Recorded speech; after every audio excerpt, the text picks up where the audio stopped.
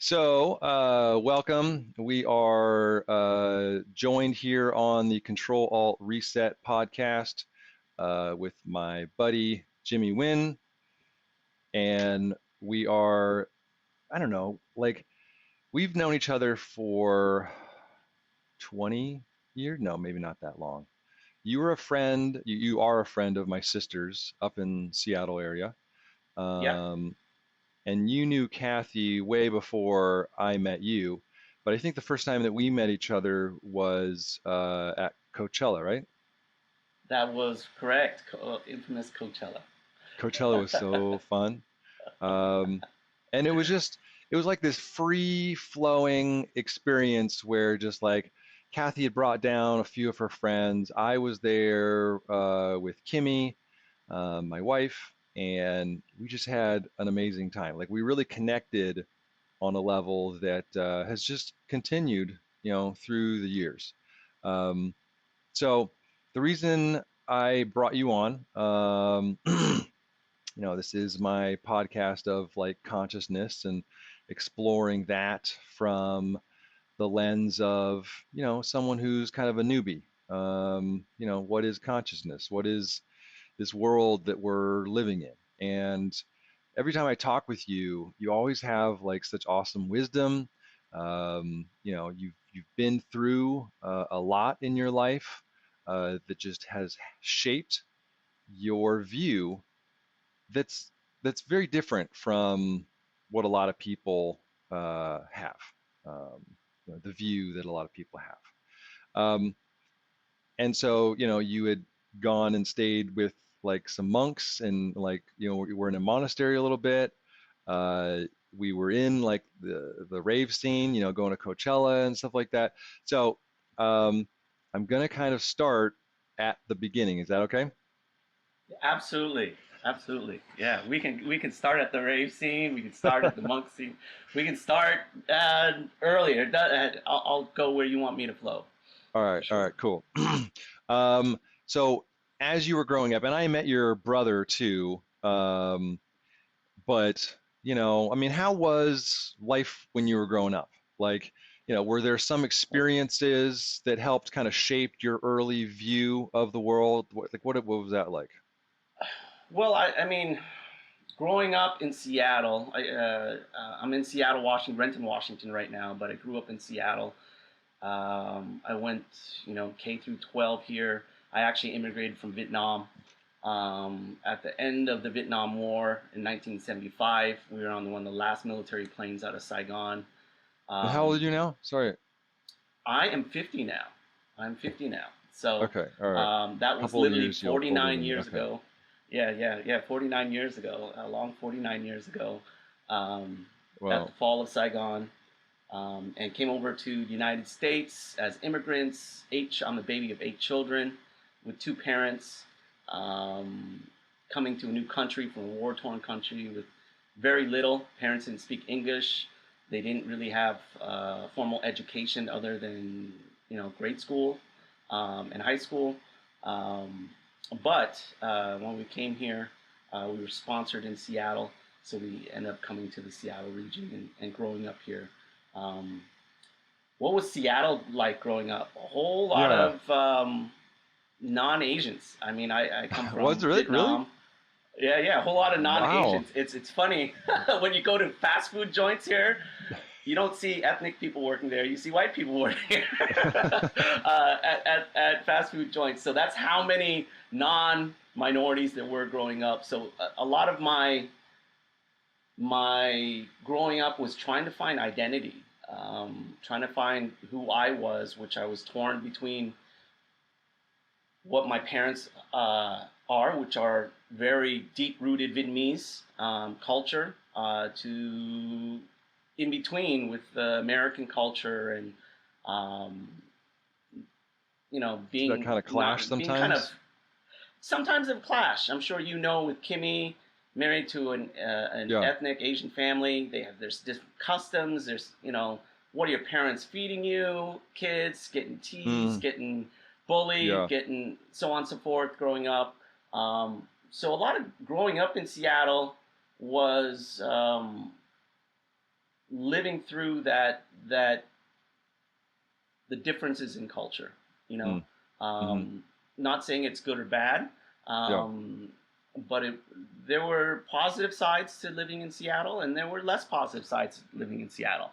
I think my biggest thing growing up was really experiencing things. At an early age, I actually am dyslexic and I have ADHD. Me too. Growing up, my parents didn't. All right, let's raise your hands.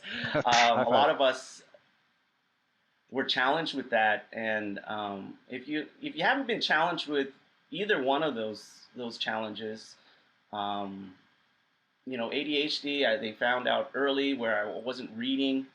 Um, in second grade at Spirit Ridge Elementary, and I wasn't reading like normal kids. Mm. So the added factor of um, A, trying to fit in culture-wise, B, trying to fit in the education system because of my learning disabilities, Mm-hmm. being dyslexic also, not even sometimes reading things not traditionally. Mm. That made life pretty difficult for me actually growing up. Yeah. Um, Yeah. so I took a lot of pleasure in the outdoors. I took a lot of pleasure in music Mm. and growing up with the hip hop culture. And part of that was rebelling sometimes against the Yeah. system, not going the normal route since I wasn't fitting in normal. I found community. I found freedom to be who I was in hip hop and music and dance. You found Um, your tribe. yeah, definitely, definitely. Yeah. But I was also being an ADHD person. I was always into sports and Mm. being outside and such. So I think that was a joy for me, and seeing the world and connecting to the world in new ways, in different Mm. ways that were not your traditional. I used to literally skateboard and hop on the metro bus here and go to Seattle, and you can't even imagine that as a 10-year-old today, letting your kids do that. But back then, my parents were both working, siblings weren't around that much. So for me, I tried to find community outside anywhere I could find it. So was it more of like escapism, like, your childhood was kind of like something that you didn't want to experience, or just like not enjoyed that? Or was it more like, you were wanting connection with people because you weren't getting that at home, or what else? I mean, something? Well, I think it was both actually. I think it Hmm. was in certain parts when you're suffering or you're having so many difficulties fitting in to the normal path. But what is normal these days, right? Um, that you try to escape from that pain or that difficulty. Some people call it suffering. Some people call it uncomfort. And then Mm. in escaping, you find a sense of community in, which relieves some of the judgment upon yourself of you overly judging yourself, like, hey, I'm different, and that's wrong. But when you find a bunch of Yeah. wrong people that are just like yourself, that's where escapism turns into community, um, Mm. and acceptance in certain ways. So I And that think was huge in the rave scene too. Like, absolutely, absolutely. that's why I was in there, was like, peace, love, unity, respect. Like, there was this huge community. Um, Yeah, I yeah. think that being part of Seattle group is one of those places where you had grunge, you had rock, you had hip hop, you had all these people that were a little bit different. We're a little nerdy up in Seattle. I think granola-ish nerdy people that we love the outdoors, but also we love tech and we love cool stuff growing up playing with video games. And I gotta say Seattle was not all bad. It's not all rain here. Yeah. There's a lot of moments of sunshine and and places I connected in nature I think that's, part of the joy of even Coachella was you get the best of both worlds. You get the best of connecting with people and then connecting with nature, a beautiful setting around you, and just being part of that. I think that was where I felt most comfortable. That's where I found myself a lot of times, kind of going towards that direction. But life happens, and we all have to Having a go to college, and I lot had to of overcome those challenges to be able to graduate high school, traffic to issues. graduate You college, and just such froze. through those difficulties. Um, that was a road, a long road, difficult road for me, to be honest with you. So. Um, well, I mean, like you definitely needed some connection and some experience that allowed some joy and some happiness, right? Oh yeah, you know what? I actually had too much I joy and mean, too much happiness and too. I love all your stuff behind you. Like, I mean, you Absolutely. have, look at all that stuff. So is that all Legos? I mean, how did you get, like, when did you The get into like Star Wars and all that stuff? Star Wars and Legos. I think growing up, I'm a big toy fanatic. I collect GI Joes. I collect. Yeah. That's part of my escapism. Also, growing up, waking up early to watch cartoons, to fantasize about being the hero or the elf, being someone that, a lot of times growing up and watching those type of things. Um, you get to be what you're not feeling in life. I love Mm-hmm. Transformers more than meets the eye because I was judged by my look all the time, right? Growing up. Mm-hmm. And so to be a Transformer where you could be this one thing and then be another thing, I Interesting. always balanced in being, that I could be more than what people saw me. Um, and that was a really cool, I have a whole room of Transformers upstairs. You see Legos behind me. I was always a person driven through progression. Even I Mm-hmm. think being pushed down a lot, you want to push through, um, because you're getting tired of push down. So progression was something that I always gravitated to, in one way to escape being pushed down, but in the other way I felt free when I pushed through Yeah. um, the difficulty. So I Because think you're that in was it, like something that when you're in it, you're not escaping. When you're in it, you've escaped what you wanted to escape. Now you're in your element and you're having fun and absolutely. you're like, able to see that life is a lot better than maybe what had just been, an hour ago, just in a different environment.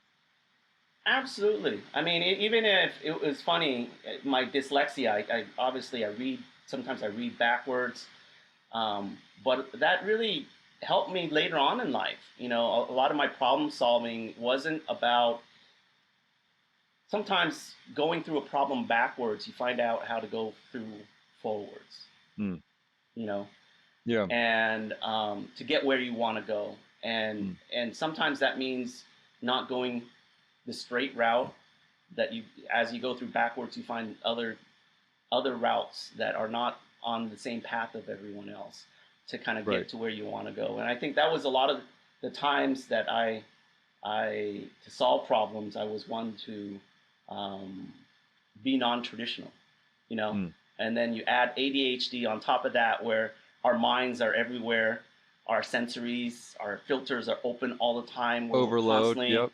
Yep. being We're hunters, man. overloaded with. We are Yeah, hunters. absolutely. Like if there's Yes, a lion in the bushes, we need to figure out how to get away and where that's coming from. absolutely. And I think that was, being overly someone that was gifted with lots of sensory, being very aware of everything around me, adding the ADHD, these originally being disabilities in certain aspects in life in my learning, I used them to learn, Mm. because that was Hmm. all I was gifted, was those challenges. So Mm.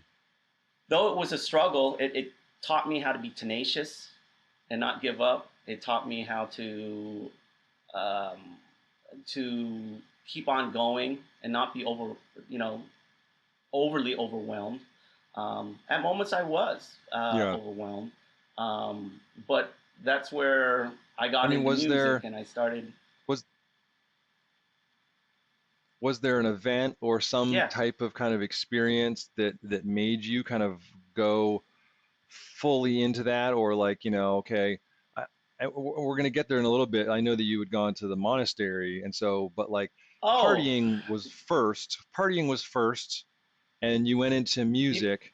Um, talk about kind if of what you experienced in the music and in the partying. Like, I think that's fun. wow. I think the first part, partying, God, partying was this aspect of I was always into music. That was part of me going out, finding my tribe, finding my community. Hip hop was always like, you know, I tried rock. I liked rock music, but obviously it wasn't. I was running to certain issues sometimes with rock music that I didn't fit in all the time. Um, but I think it was in middle school, I started to break dance. I was a skateboarder. I was, in that when you're in that crowd, you're kind of you rebel. You are fighting the Mm-hmm. system. I think that's where I found a lot of freedom to express myself, clothing wise, to express myself. Um, I was never gifted musically, but dance was always something that I just lost Yeah, myself with. you're a Um, fantastic dancer. Yeah, so I definitely felt it was um, a meditation to me. To me, it was when you go out on the dance floor. Of course, there's that. Oh, you go out to go meet the girl. But for me, it wasn't about meeting the girl. It was like, hey, I want to listen to Tribe Called Quest, or I was listening to Public Enemy back then.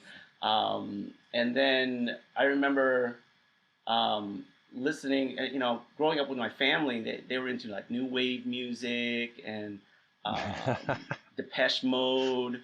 And I think the combination, I think modern, techno and house music was a accumulation of everything I grew up with. I think that was what I kind of fell in love with it. I had an opportunity to go down to California, and I remember my first kind of underground event was in San Francisco.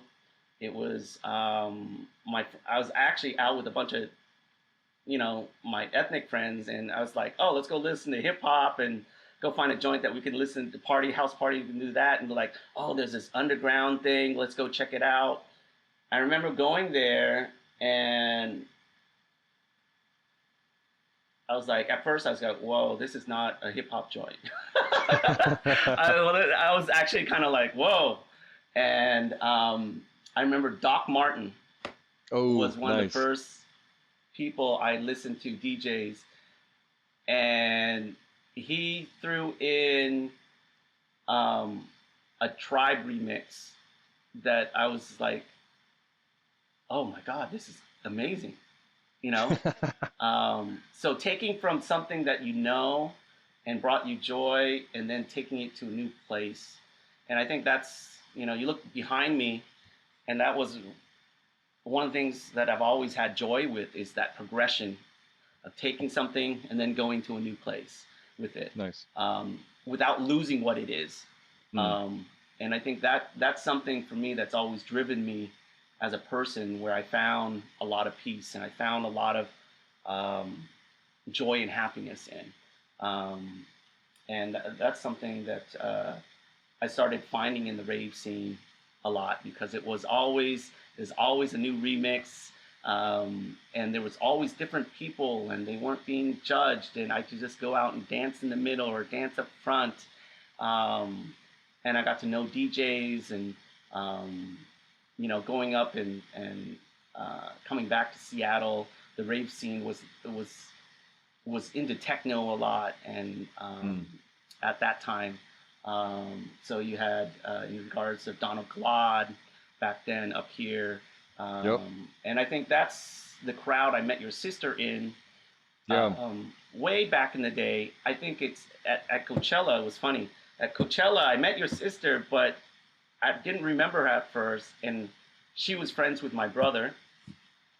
But I met her because she was always into the rave scene outside dancing and so on and so forth. Oh, for So sure. I think that's where me and your sister connected. Um, was through dancing. My brother was always into the music, but he wasn't the dancer. I was the dancer amongst Yeah. us. So we would always go out, and I think that's how I connected to your sister, just through the love of dance, the love of kind of letting go, being in that zone, that vibe, that frequency with Yeah. other people. Yeah. And that was definitely a release from everyday struggles or conformity um, that sometimes you don't feel all of yourself in, Hmm. you know. You feel And more. that's You feel community. You feel acceptance. If you weren't getting that at home, it feels that much better when you do get it. absolutely, absolutely. And Did you feel I anything think, else like more spiritual or oh, anything like that? absolutely. You know, I'll be the first one to admit, growing up, I didn't start experimenting with drug. I started drugs until like end of high school, senior year, smoking Okay. weed. Yeah. To I was never an acid person, but trying shrooms, those type of things. Part of the that community and going out isn't always drugs, but drugs that kind of enhance the experience. I Yeah. didn't go out to do the drugs themselves. Right. I think that's why I've never found escapism in taking a drug itself. But I think or drinking or whatever it is, that always enhanced the experience of the music, enhanced Mm. the experience of friendship and doing a shot with a friend or smoking a blunt with a friend or Yeah. rolling one with a friend, Yeah. um, or doing some ecstasy or whatever it was back then. Yeah. That kind of enhanced the music, enhanced that sense of community with each other by taking away our so-called egos. Mm. Um, I didn't really know what the ego was back then. I wasn't even really aware of that back then. I kind of just went with it, and the ego obviously um, likes to identify with with anything and everything. you know, So I mean, um, that's I think that's a good kind of segue where, you started understanding that there are kind of two perspectives that are driving us, or maybe even more. Um, I know that you had gotten to a certain point, and partying was is definitely, fun, but you went to eventually a monastery and you began practicing kind of spiritualism and Buddhism. Like, what was the thing that was like, all right, I've had enough, or was it just a natural progression, as you kind of have said is kind of a common theme in your life? wow, I think I've always been an extremist in a lot of things. Yeah. I've always taken things to that edge, I guess you could say. Mm-hmm. Um, Pre-monastery, I lived a life that was very flamboyant prior to that, going out, drinking a lot, really living life, Yep. traveling. I really burned the candle at both ends of the stakes. Mm. Mm-hmm. From being a registered nurse for a period of time and helping people there, moving out to Hawaii and living a life out in Hawaii and surfing and being with that culture, and then coming back to help out family in certain, monetarily wise. And I got into banking. I left the nursing industry, got into banking. Um, what I literally almost passed away. Mm. I woke up one day after night of partying and going out and work stress. I had a relationship, someone I loved very deeply, that we were having difficulty with our relationship, um, and navigating our misunderstandings, which we both um, made each other suffer quite a bit. But I think the biggest thing where I felt And unfortunately, it's a gift and a curse where, I had pancreatitis, and I literally almost Oh, I had like six bouts with it, and one bout where I woke up and threw up blood. I passed out on the oh, floor of my house. Um, Woke up again. I knew that if I called 911. Um, I remember calling 911 and passed out again. Um, but jeez. the third time I woke up, I was like, I need to, they're not here yet. So if I don't drive myself, I remember getting in the car and driving to a Kaiser clinic in Huntington Beach, about Oh, less than a mile away.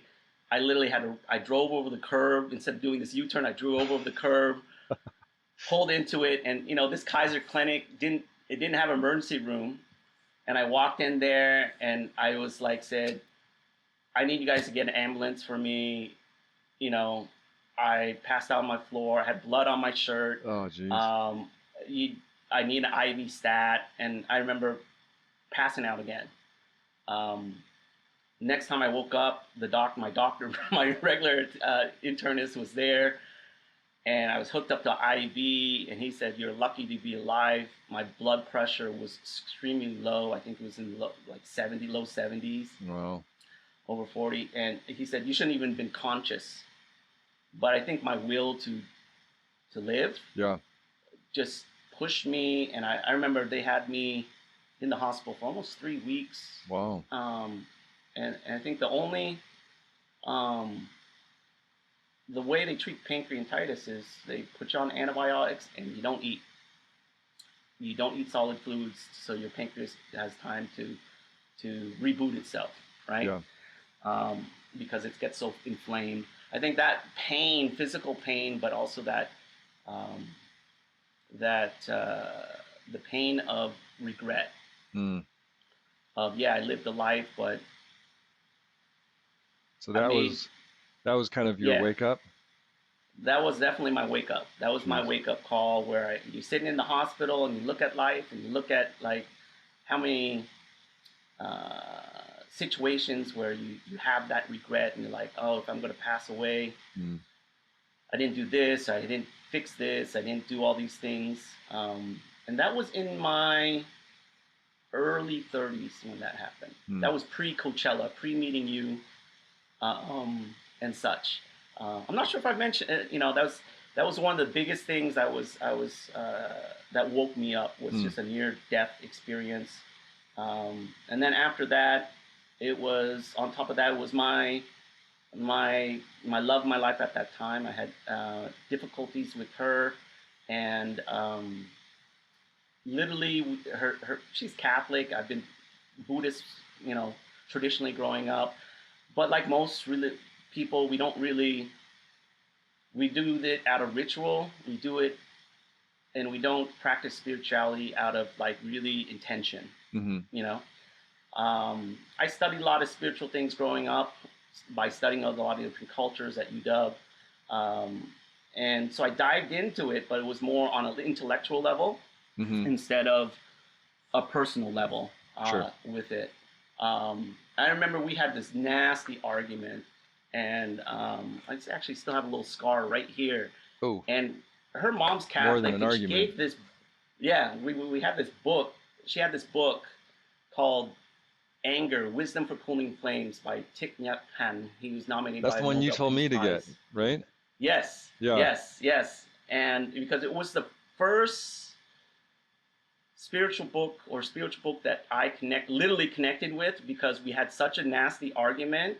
She picked up this book and she threw it at me and broke my glasses, and it hit me so hard it broke my glasses right here.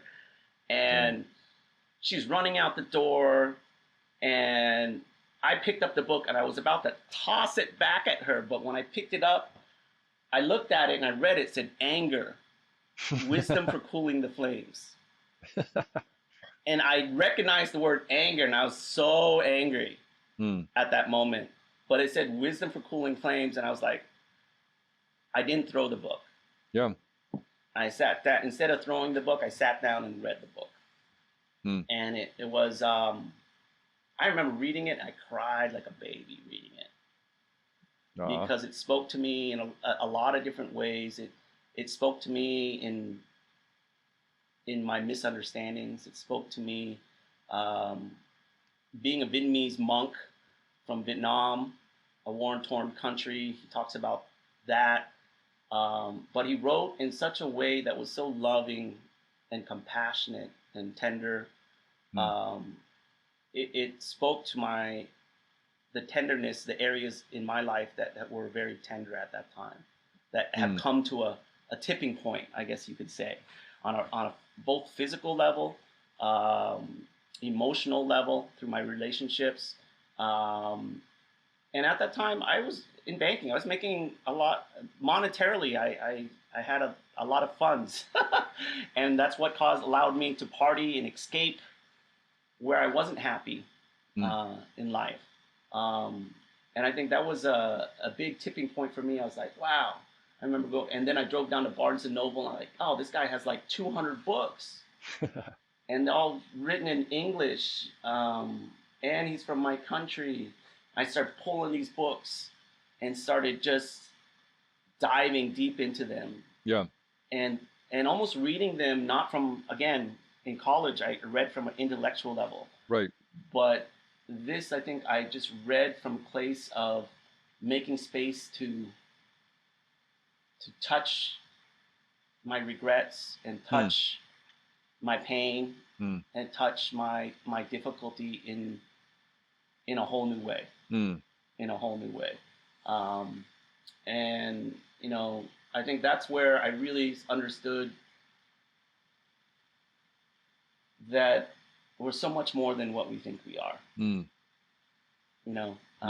and what our ego drives us to be, um, and what society and or parents, I really realized I was defining my happiness based off of all my external, being an ADHD person, my external experiences instead of my internal experiences. Hmm. Um, and that's where later on with my physical, with my pancreas, the doctors couldn't figure out, like, I drank and partied, but I was never to the point where at the point that it would cause pancreatitis. Right. You know, um, So I that was might have pretty just been responsible something with you were my partying. predisposed to. Well, you know what I was at that time, because I had so many bouts with it. My doctors couldn't figure out what was the cause. I didn't have kidney stones. I didn't have all the traditional. They were checking out all these boxes, and they're like, "There's this gray area of people that get it that we don't Hmm. know." And as I did a more research, yes, diet makes an effect, but I realized my state of being, I dealt with bouts of depression. I dealt with bouts of anxiety my whole life. If you don't know, dealing with ADHD and just life in general. Sometimes, as a kid, you grow up being depressed. You grow up having anxiety, and that's what Yeah. actually fed me to escape Yeah. in certain aspects, to be Yeah. outdoors, to listen to music and such too. I So, mean, um, ADHD in me had uh, the effect of me not thinking that I was good enough, that I couldn't do it on my own. Like I wasn't the same as other people. And so I developed this kind of lack of confidence, and didn't help that, my parents were feeding into that, and making excuses for me. And so it prevented me from really taking responsibility for who I was and the chemical makeup that was me.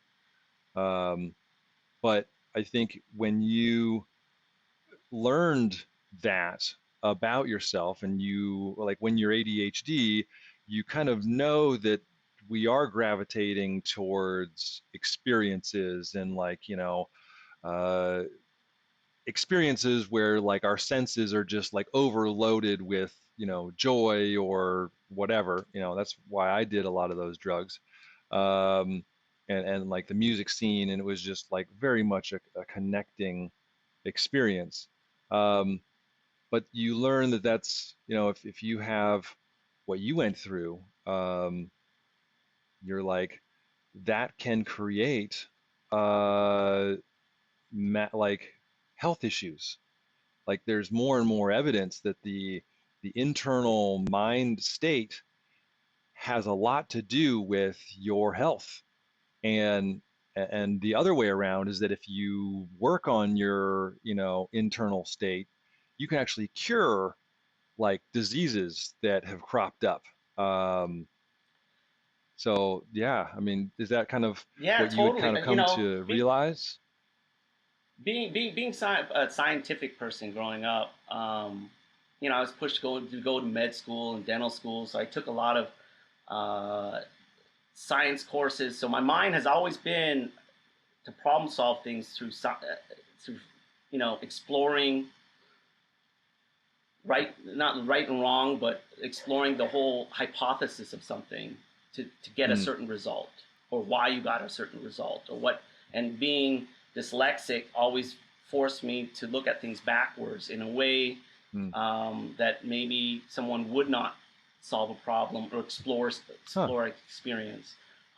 Interesting. Being Okay. ADHD, being super sensitive. ADHD is like you have this filter. A normal person, they have this door that closes so you're not overwhelmed with sensory or emotion through your mind so you can focus more. And ADHD people, that door is open all the time. All those doors are open at the same time. So that's why because we're overloaded with sensory, uh, a lot of times I felt average because I couldn't focus in something to push it up to be above average. I always felt average or below average because I was just overloaded with sensory. Mm-hmm. I could never focus on something long enough where I could push it to be above average. Being an Asian kid, being average or below average was not tolerated at all. you know, Yeah. growing up, I got my beat. My dad was not easy. I got my beat downs. My dad was very traditional. When it came to that, unfortunately, there was some physical abuse growing up. Um, Later on, I got to forgive my father because that's back in Vietnam they don't know any better. Being someone that's uneducated, Yeah. to come here, he suffered a lot. He was a janitor, raising 8 kids here. My mom sewed clothes and soldered electrical stuff later on in life, just to Hmm. put us, raise us, put a roof over our shoulders and push us. So I later found out, obviously I was driven by that to be happy, but also that was my parents' happiness, that was society's happiness, and I wasn't really living my happiness, or I didn't even know what made me happy, to be honest Yeah. with you. Um, there's a saying, I think I've shared this with you, just like great engineering, happiness doesn't happen by accident. Yeah.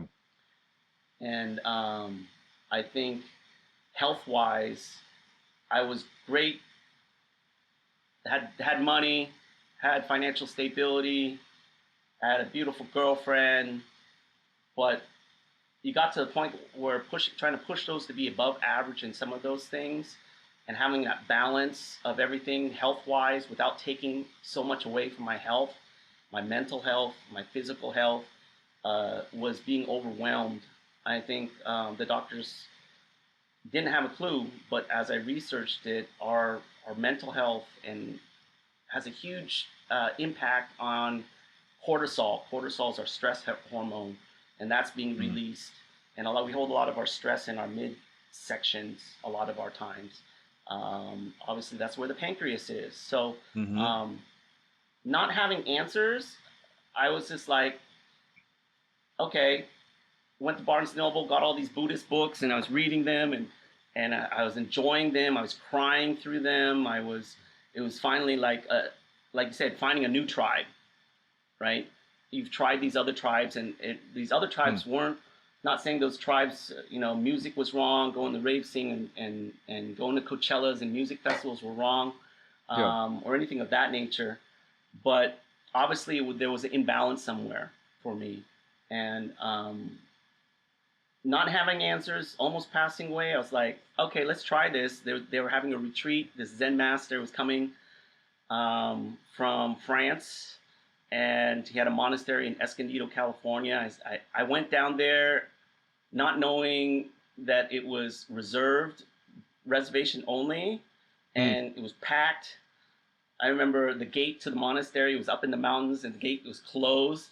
I was like, damn, how am I gonna, I remember parking my car, putting stuff in my backpack, coming up there and trying to check in. They're like, oh, this reservation's only. We have over 2,500 people here this weekend. And everything's reserved already. And it was like, Oh no. I have a tent in the car. Mm. I'll just find a spot. I just want to be part. I've been dealing with sister. I've been dealing with a lot of stuff in life. I really need to be here. Yeah. Is there a way to squeeze me in? I remember she squeezed me. She goes, they're already in these little groups, and okay, we'll find a spot for you. Nice. And and they put me in a little group. I remember it was abuse group. And it was literally, I'm the only guy other than the monk and a nun there, and it was abuse group. And I remember sitting there, they rang this bell, and we're all sitting there, and they're inviting us to breathe with each other. And it was silent for almost 15-20 minutes. And for an ADHD person, sitting in silence for 15-20 minutes is like torture. It's torture. I remember. It was like torture. I was like going, oh my God. Yeah. So I was just, they said, if anything comes up, please share. And I think a lot of people were, because of their egos, they weren't sharing. And it was, people were having hard times opening up. I just shared an experience where, before my parents found out I was ADHD and dyslexic, I pretended I went to school, and I would hop the fence and go in our downstairs basement and hide in the closet trying to teach myself how to read. I did that every day for a month until they caught me. But when they caught me, my dad, we had these plastic stairs. It was 2 stories, total 27 steps, and he put plastic on the stairs to keep it from getting dirty. And there are these wood dowels, probably about a little under an inch thick, that held the plastic to the stairs. And my dad tied my hands at the top of the stairs, and he broke all 27 dowels on my back. Whoa. I shared that experience, and I remember, that was a tough experience growing up. I don't blame my parents, because later on, they don't know not being educated, they don't know what dyslexia is. They don't know what ADHD is. For them, it was like, because you don't try hard enough.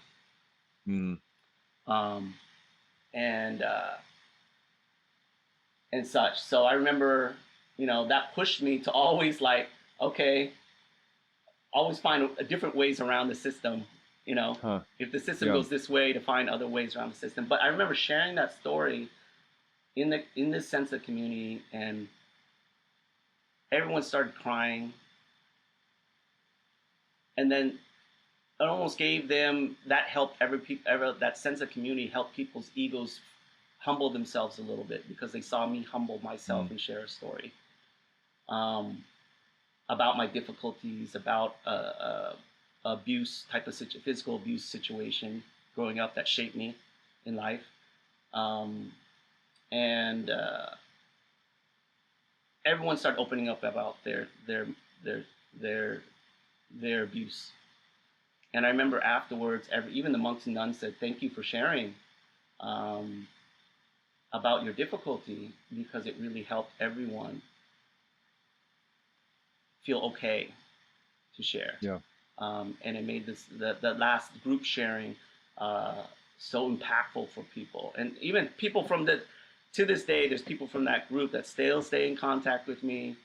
And I think that community, nice. It's not just us. We share good times, but also less positive times. When we can have that community that way, it helps us work through It does the exact same thing that raving did for us, for me, which is it gave me a sense of community. It allowed me to get rid of my ego and humble me. All right, we're back. We're All back. right, we're back. Little So, technical difficulties. sorry, we were experiencing a little bit of technical difficulties, but you were talking a little bit about just, the sharing in that abuse group, how it opened up people to sharing, and how you still remain in touch with those folks. Yeah, Um, yeah, yeah. I think to that day, I think that sharing was and being part of that, just that group. There were all these different groups on different subject matters, but I was thrown into that group. But do you think that was by accident? I don't know if it's by accident or whatever. I don't know if my karma was affecting like my direction where I was going. Um, but I think I realized everything I've been blessed with, positively or less positively, has led me to where I am today. You know, um, to Yes. open the doors I have today. Yeah. So that probably I'm wasn't an accident. Yeah, part of what I think intentionally, my part of what I was going to there for was to be able to work through in a community, um, my difficulties, what I was suffering Yeah. with, and what I hadn't identified as my suffering yet or my joy yet. And there's this thing in Buddhism I remember reading when I was at Barnes and Noble. I was buying and ingesting these books. There's this thing called three jewels. One is, the jewel of our mind, of discovering our consciousness. The jewel of Dharma, in regards to what that connectedness that we were talking before, what the world life gives you. Dharma is what the insights of life, of when you live deeply, that connection of living deeply allows you to reveal parts of yourself that did not have Mm, conditions to reveal itself, or realizations, or I think that's where mm, wisdom comes from, that space, the collective, and then the last thing is called sangha, which is community.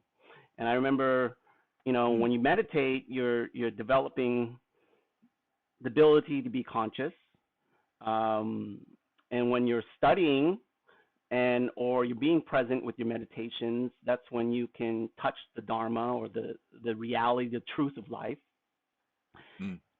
But you get to a certain point, because your capacity to be present, your capacity to ingest Dharma is very limited to what your environment is, right? So Mm, when you're by mhm, yourself, sometimes it's so overwhelming that it's difficult to work through things and to release things and to um, compost things, you know, into something you can grow beautiful new things out of. yeah, But when you're transformation. when you're in community, it's really transformative. I think that's um, AA groups, or any group or any community, becomes very transformative. I think that part of the rave scene and dance scene is when you're with people. The best way I could describe it is, my Zen teacher says, when you have this cup, let's say we have this cup, Mm, and if I put salt in this cup, can anyone drink out of this cup, the water out of this cup? It's too salty. yeah. And he would tell me, if you put that same amount of salt in a big river that's flowing, can you drink the water out of that river? And I would remember him teaching me and sharing this, and I go, yeah, Tai, you can. He goes, why? And he goes, a lot of times in life, everyone has salt in life. That's part of life.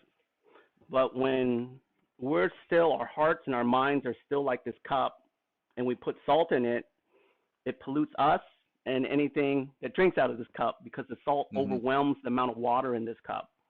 Mm. But when we can cultivate an open heart, compassion in our minds, especially within community, then what Yep. happens is it dilutes the salt where it's digestible, that you can Mm. work with it. And I Yep. think that was the joy of being with community and being with people. Mm. But this was in a different way. Is this was more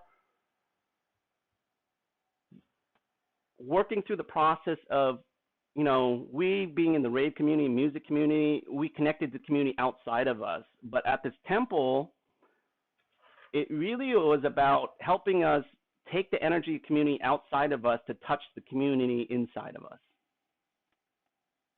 Mm. That Your we consciousness. are, our consciousness is this community of everything we come in contact with, positively or less positively. You know, that Mm. I wouldn't be the same person without the experience at Coachella with Matt and Kimmy. If you took that Mm. away, I wouldn't be the same community person I am today. That our lives is almost our lives, our internal lives are, it's one community after another that we're Yeah. touching. And I think being Mm. sensory ADH people, we touch the community outside of us, but we rarely sometimes, I mean, people rarely touch the community inside of themselves. And they have and because they don't touch that community inside themselves, they never fully work through the salt, the trauma, the difficulty, where in my case it built up. I forgot to mention part of, I realized later, part about, I mentioned that I was a very physical person. I ran a lot. I did a lot of sports. And I remember I tore my Achilles tendon going to a house event, listening to house music. I remember listening to JJ, he's a DJ, up at King King, and I was on my tippy toes wearing Converse, and someone with stilettos that was a little heavy set stepped on the back of my Achilles and snapped my Achilles tendon. Ah, yikes. Yeah, so being a physical person, that was my source of getting rid of stress, getting rid Mm-hmm. of, that was how I escaped sometimes. Then taking away that physical side, I couldn't dance anymore. I couldn't go out. I Mm. was on crutches. I suddenly didn't have this way to be able to work through my difficulties, where my body, literally my mind, my body revolted. um, Revolted. And that's how, to me, I really believe that's what caused my pancreatitis, you know, Mm. because at that You didn't time have any release. I didn't have a release. I didn't have a modality to deal with my stress and my anxiety and my Mm. lack of connection. The things I used to connect with, the things I used to use a modality to be alive, and feel happy. I didn't have access to it because of my torn Achilles tendon. Mm. And obviously that overwhelmed me. And when I went to the monastery, obviously I had to learn a new set of ways to connect Mm. outside of me in ways that I used to connect through dancing, and that was to connect and almost dance inside of me with my Mm. mind, Mm. and work through that community, and just having a group of when you can sit with other people in silence. Being an ADH people, I was like, I can't meditate. And I remember my Zen teacher asking me, Thich Nhat Hanh, we were sitting, and he's like, when's the first time you felt at peace? And I remember escaping my dad and brother, harassment or being picked on or getting yelled at. I remember climbing a tree in the backyard. I climbed this tree almost 60 feet up in the air, you know? Almost, it was long. I remember climbing this tree, and I remember feeling so free there. And from being able to climb from the bottom of the tree all the way up, that progression, but B, when you got through it and got to the top, just being part of everything. And my Zen teacher says, meditation isn't what you think literally. Mm. Because once you start thinking, it's your brain's ego trying to absorb, right?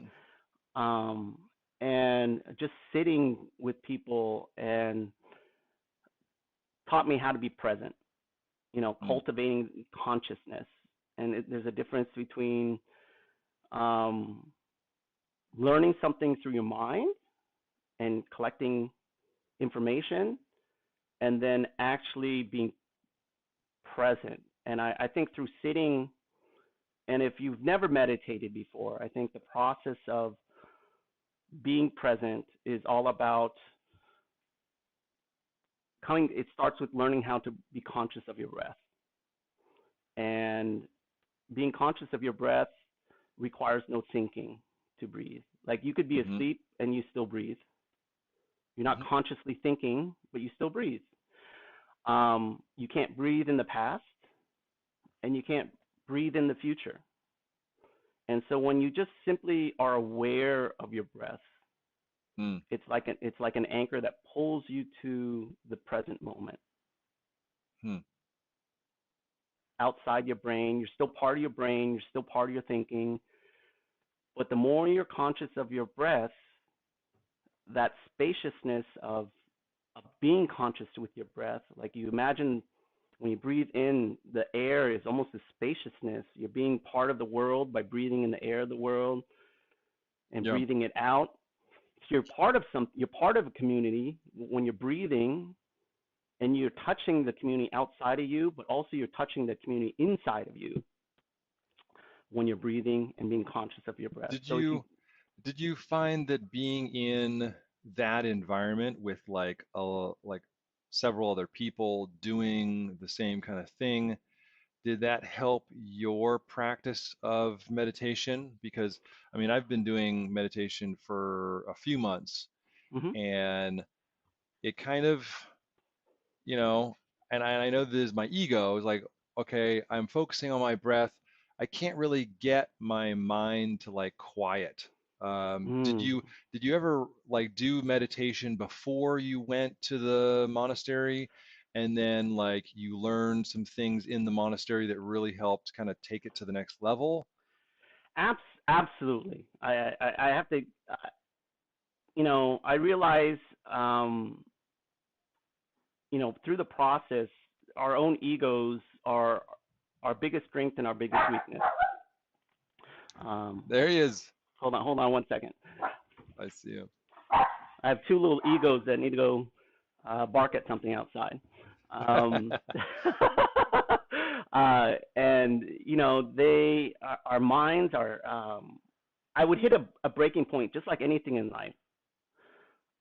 Think of birds when they fly by themselves. They might be able to cross a lake, but could they cross an ocean by themselves? No. When they Hmm. cross an ocean, they fly in a flock where they create lift for each other to go long distances. Mm-hmm. So my biggest thing is when meditation, especially for an ADHD person, because we're dealing with being oversensitive, depending on how many years you live before you start practicing meditation. As children, we're very present. We don't think about the future. We don't think about the past. We're just very present. But as we cultivate our minds and we learn, our minds to learn separates the past and present so it can learn, Mm-hmm. Mm-hmm. right? And that's where the ego starts developing and identifying, like, this is me, or these are all these little parts of me, I guess you could say. And it starts to lose its ability to be present, fully present, because it's trying to Right. understand things, and it separates things into past, present, and future, you know. And so Mm-hmm. we're very out of that. We're maybe present a third of the time, but 2/3 of the time we're in the past or in the future. And sometimes when Right. we're not present enough, what we happens, we get stuck in the past or the future, possible future, and our ability to impact and our ability, that's where anxiety and stress can sometimes reveal itself in those conditions. Um, Mm-hmm. and I think, being in a community, you get so far by yourself. Like I mentioned, as a bird flies across the lake, it can only go so far. But if you're dealing with, and I remember in the monastery, one of the nuns said to me, she goes, "Jimmy, have you suffered a lot?" I go, "Sister, I think I've suffered a lot in my life, you know." And she starts laughing at me, laughing at me. I go, "Why are you laughing at me?" She goes, "I have a lot of monks and nuns that come here, and they haven't suffered enough where they can be helpful to people. They don't have the wisdom to help people. And if you're blessed to develop this practice to be present, um, you'll be able to be part of your past, present, and future. And the more present you are, the more you will have an anchor to be able to understand. They call it Dharma, which is the connection of everything. And it will reveal wisdom to you to help yourself and the world around you. But first, we have to focus on making, and it's funny, the monks and nuns, because they practice, they come to these realizations, and she would mention the same thing, and it was ingrained over time of me being at the monastery. I decided from a 3-day retreat to stay. I asked to stay there, and they asked how long. I said, as long as it takes. And I said, I'll just set up a tent, and I can help with the business aspects, anything around. And I just need to be here until as long as it takes. Yeah. Because I just came from the hospital. I have a broken relationship I'm trying to fix. I have a lot of regrets that I'm trying to work through. That now that I'm not dead, I promised myself while I was in that hospital that I would find a way to fix things. I realized I had to go down foundationally, and being in a community with people of waking up. I remember waking up. They would ring the temple bell at 5 o'clock, and by 5:30 we'd sit in a community with people. And being the overzealous person I am, I jump into the deep end of the pond all the time. I would wake up a half an hour and sit right behind the Zen master, set up so I can sit right behind the Zen master, because I realized that forced my ego to help me be more present, because my ego was so entrained in me, such a grip in me. I used my ego against itself by being around other people, especially sitting right behind the Zen teacher. I was like, I gotta put both feet in. Can't escape that. Yeah. I know. I can't fake the funk when I'm behind him. That's right. Right. I can't fake the funk. I gotta really be present, or he's gonna notice me. And but then that was also kind of your ego. Like, you knew how to play your ego, because you knew that your desire to do it as it's supposed to be done was more powerful than your desire to just not do it at all. And so you knew that if you had this artificial kind of person who might find out if you weren't doing it the way it should, maybe that might have artificially got you to do what you're supposed to do. Do you think? I don't know. Absolutely. I realize, I've lived a zealous life. I've lived a great life up until that point. Yeah. In as much as suffering I have, as much as I had a very strong ego, almost overcompensating myself for, like you said, lack of confidence as a child. Like, I always push myself to do things I never did before and gain experiences I've never did before. And I realized the only way I could shatter that ego a little bit, loosen its grip on me, is by using it to loosen itself. Yeah. And I think that was the best part about practicing with a community of people, is because you had to humble yourself. I'm around people that have been, like, they meditate all day. They make everything a meditation. shitting is a meditation, pissing is a meditation, cooking is a meditation. Like, it's crazy. Everything they practice all day long Yeah. is to be present in everything they do, right? And it was really amazing because a lot of things I started doing. It's funny, they said, hey, to be here though, you got to take on a job at the temple. And they go, oh, we just bought this 1-ton composting machine. None of the monks and nuns know how to use it. Can you be in charge of incorporating that? I go, I've never composted before other than reading, growing up and reading how compost works. And he goes, well, you probably know more than the monks and nuns do. Why don't you take charge of it? And I go, there's 2,500 people worth of compost garbage. I had to work out a system, create, and help them. But the joy of that, I mean, I have a picture, maybe I'll share with you later, of me standing on this huge composter machine, and it turns and stuff. But it really helped me. It was very great visually for me to see that, because that's what I was at the temple trying to do. I was trying to compost all this garbage I've been hiding. Oh, I like that. Like a dump, Yeah. covering it up and not pretending it's not there, but it's over time it became very toxic for me. Covering up with all this things that makes you look like you're good and makes you look like you're happy, but you weren't really happy, right? Yeah. And but the only way to make compost work is putting air and turning the garbage with carbon, right? It's all wet and gooey, so you have to put leaves, you got to put other conditions in there, other nutrients in there, so it offsets the gooiness, and so it becomes drier, and the conditions where the microbes can start living and eating through the compost. And you got to turn it every day, and I was like, okay, I had to figure out through trial and error, like, okay, how much, we have 2,500 people's worth of food scraps, right? How do I find a way to put it in there in a way with other ingredients where it's not too gooey and it gets to a nice balance?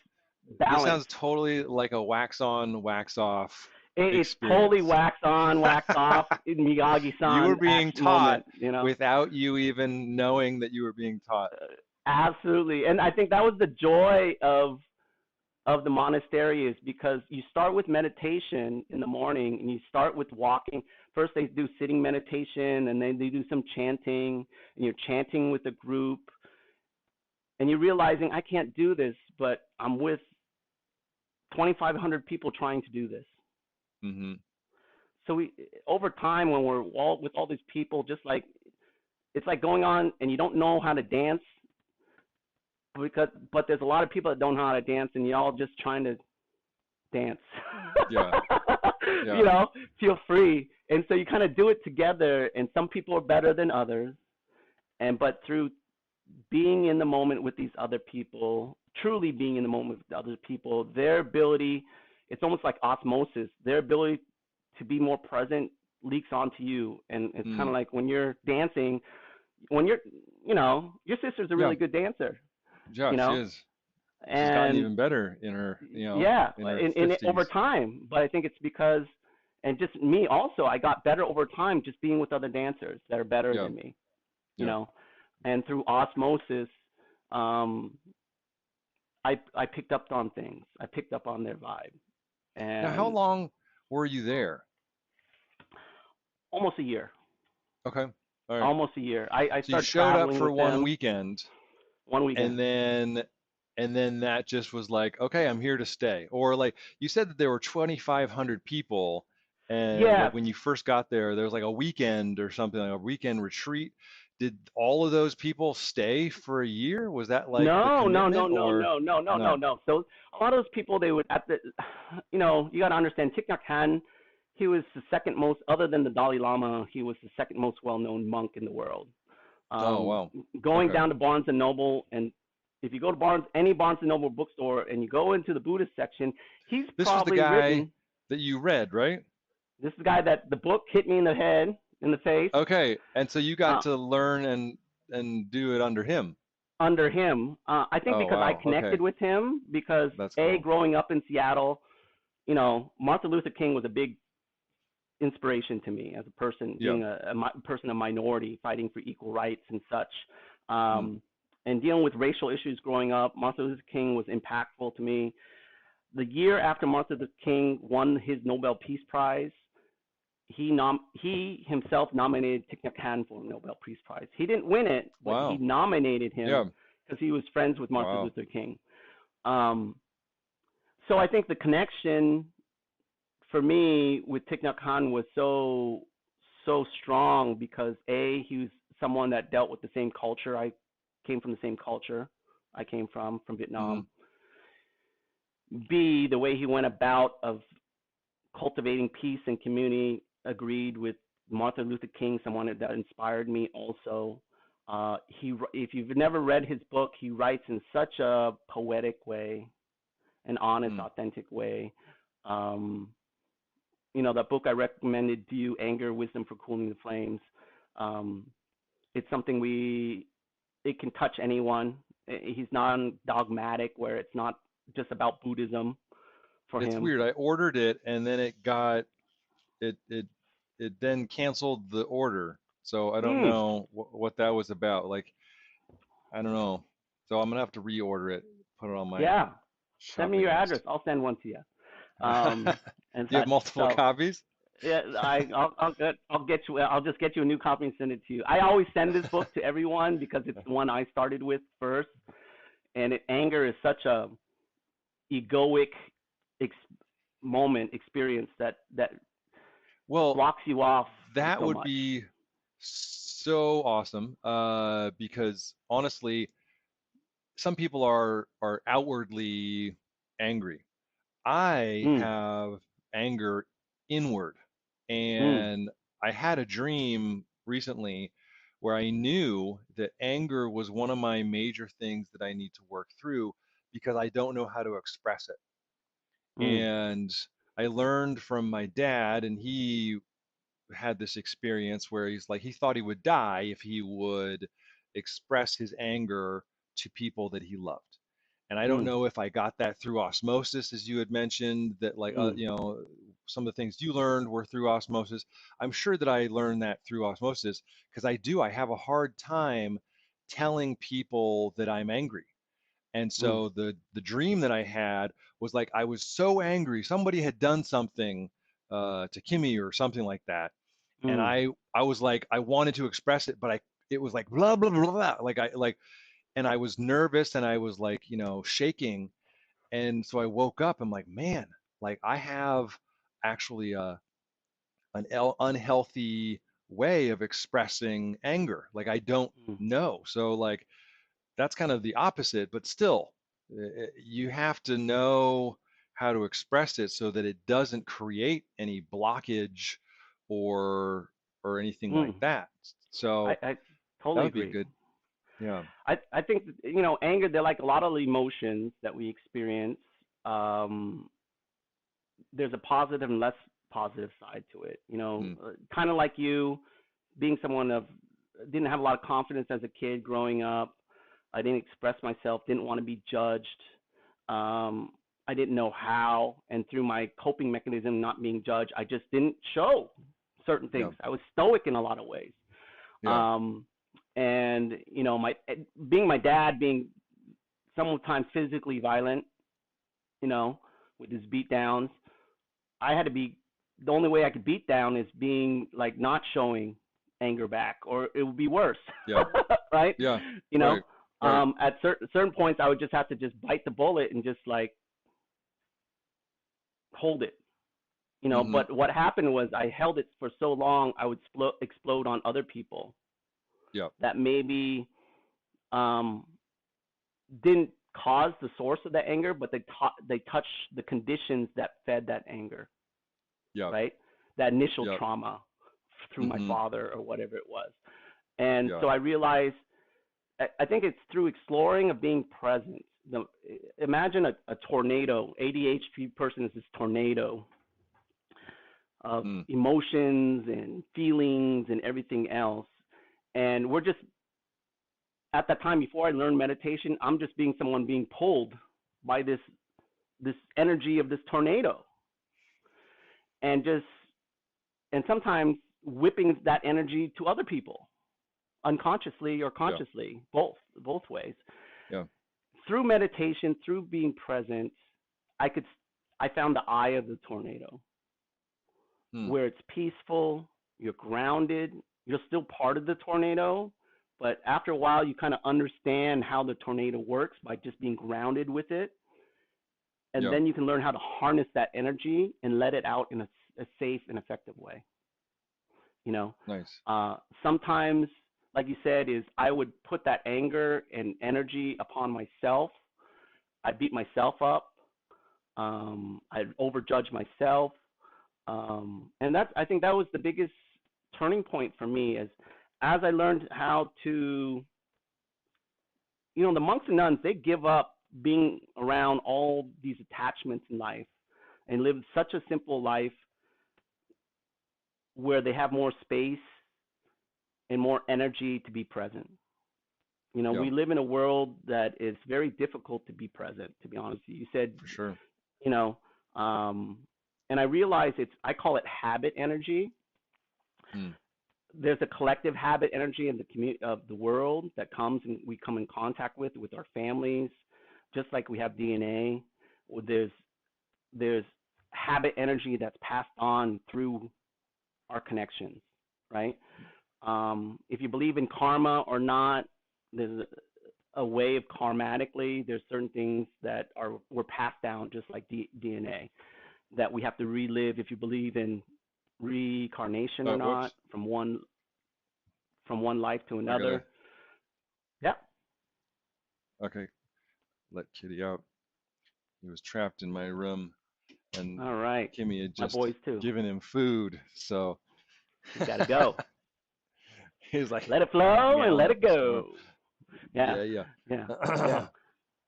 But karmatically, I think that was for me experience. Like you said, do things happen for a reason? I think yes. I think there's some sort of universal wisdom that allows us the conditions to work through things. And our job is to humble ourselves enough to be able to be present with ourselves, not just externally, but internally, to live it fully, right? Live it fully and what I mean by living it fully is sometimes by living it fully, you have no urge to hold on to that past or hold on. You can be part of it, but you don't have to hold on let so it flow. tight. You can just let it flow. It's like the river. Yeah, like the river. And it's kind of like a tornado. If you hold on to something too tightly, what happens? You get whipped around with it. Have you ever been in those merry-go-rounds that spin around with teacups? You get whipped around and around with it. But when you're in the center of it, you're not really being whipped around, right? Yeah. You're still part of it, but you're not being whipped around. And so I think that the practice of meditating, you learn how to practice when you're not going through being at the monastery. You kind of take yourself away from outside influences that you would grasp onto so much. Yeah. You put your phones away. They ring these bells throughout the day where when you hear a bell, you stop what you're doing, whatever you're doing. If it's doing compost, if it means taking a shit or making food, whatever you're doing, you're walking. It's weird. It's like freeze tag. Everyone stops when the bell rings at the monastery.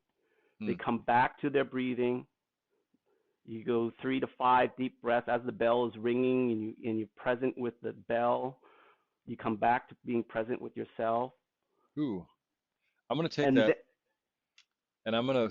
I don't know. Like I'm gonna see if it works for me, but I'm gonna set like alarms throughout the day and just see if I you can get mindfulness bells to ring. Yeah. There's an app through Thich Nhat Hanh. There's an app through them, and it sets little alarms where you hear a bell and you come back to yourself, and it's really amazing when you see 2,500 people. They just stop and they come back to themselves, it's at first I was like, are they playing freeze tag or something? I was like, I didn't understand it at first, right?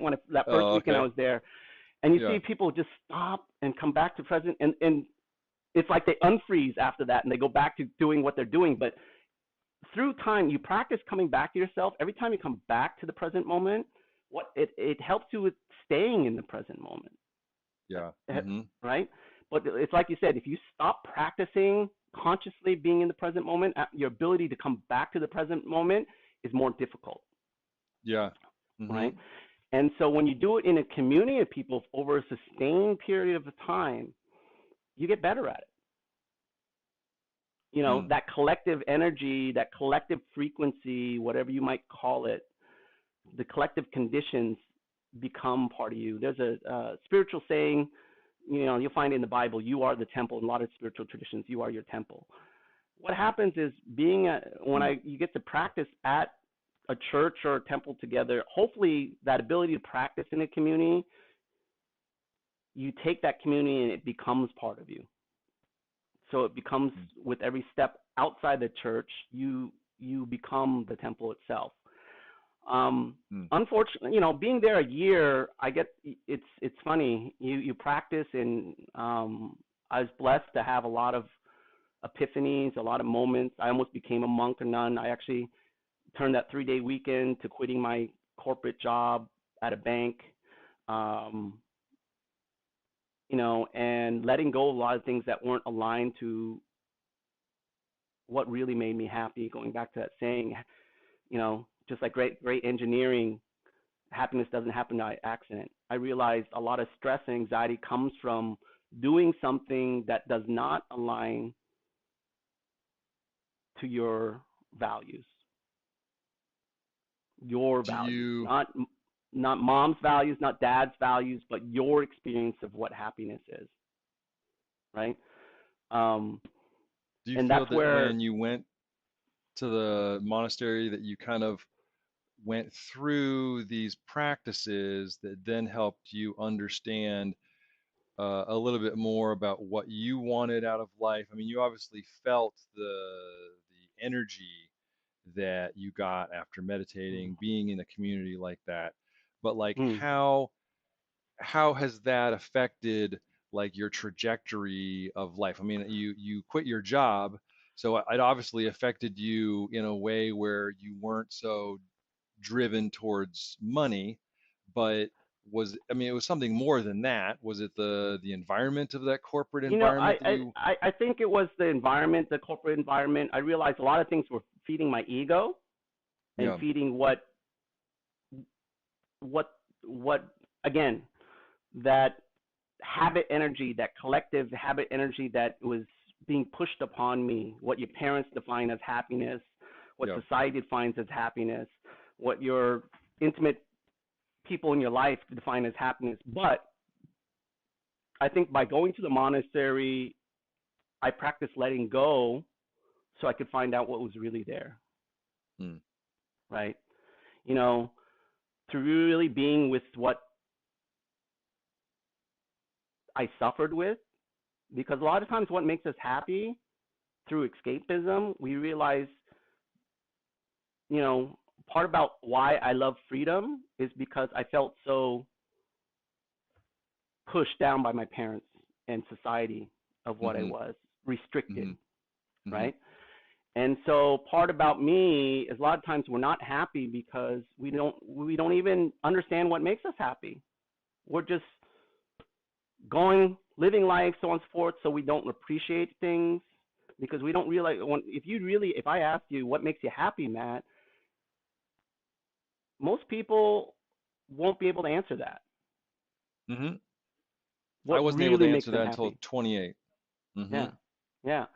And even when we do that, sometimes we just make what makes us happy with not what makes us happy, but make what the people closest to us makes them happy, Yeah. Parents. right? Exactly. Parents, Mm-hmm. wife, girlfriend, kids, Yep. Mm-hmm. and not us, not Yep. who we are as the community inside of us.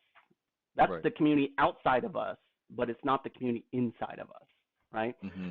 And I Mm-hmm. think being at the monastery for a sustained period of time with people and practicing with people over a sustained period of time helped me be more present with my own trauma, my own garbage, and helped me through exploring my garbage. I really was the insights of exploring my garbage was to reveal what really makes me happy, what happiness is to me, right? And do you feel that by going through that, you were actually looking at the old you, or you were able to be more compassionate with him, and seeing that even in others, that then allowed you to, by extension, be more compassionate with the people around you?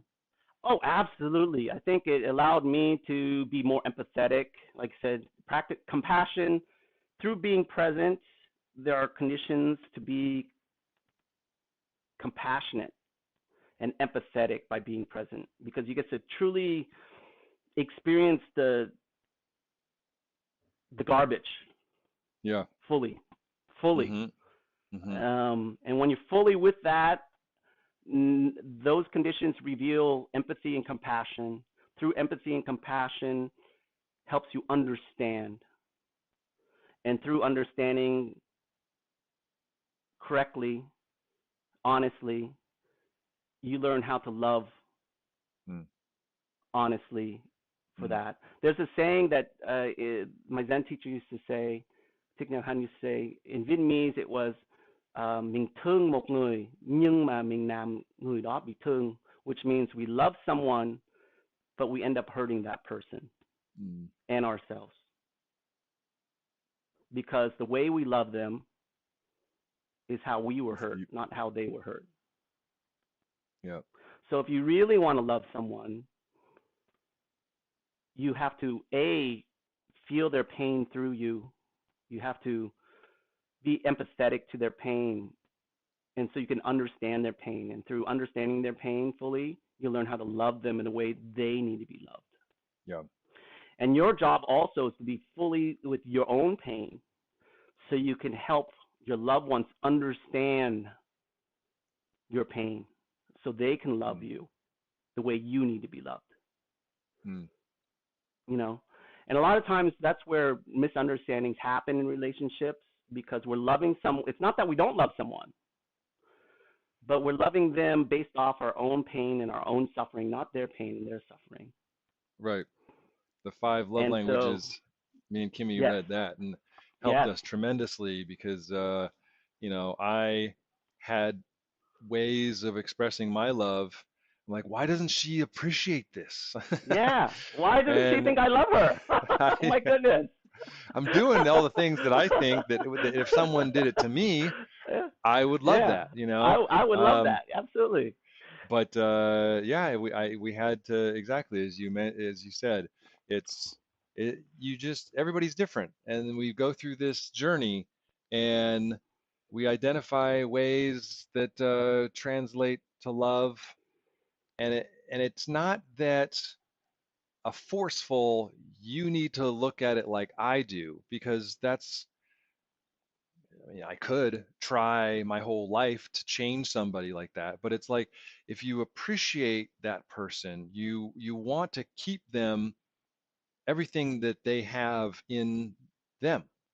So by appreciating, by being empathetic, you're by extension putting yourself in their shoes, and if you're able to tune into that, you then are able to feel the love that they receive by you tuning into what they like, what they And I think feel is love. absolutely. I think that love language, like you mentioned, there's a lot of love languages, and in Buddhism, there's this thing called right speech, and a lot of times it's more like we express ourselves through our egos, like you didn't love me right, or you're in a judgmental way, you Yeah. know, Mm, instead of,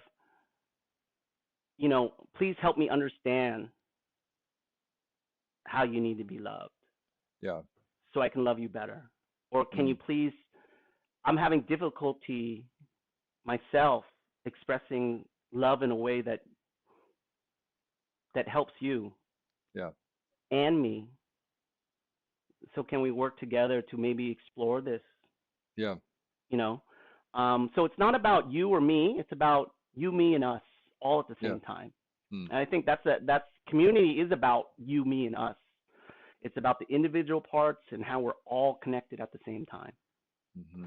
You know, and talking about spirituality, what is that, and you know, there's a lot of practices I learned and discovered, epiphanies I had at the monastery to humble myself all the time, and to use right speech, my internal dialogue, like you talked about, you picking stuff from your father and how you deal with this, that habit energy. There's how to cultivate internal dialogue that is compassionate and empathetic. I stopped actually using the word bad or wrong Yeah, I noticed that. as often as possible. I use the word positive or less positive. So that way it loosens my grip of my ego judging. Hmm. You know, my whole life, my father judged me, society judged me, everything Yep. judged me. I judged myself, Yep. which makes the ego's grip stronger.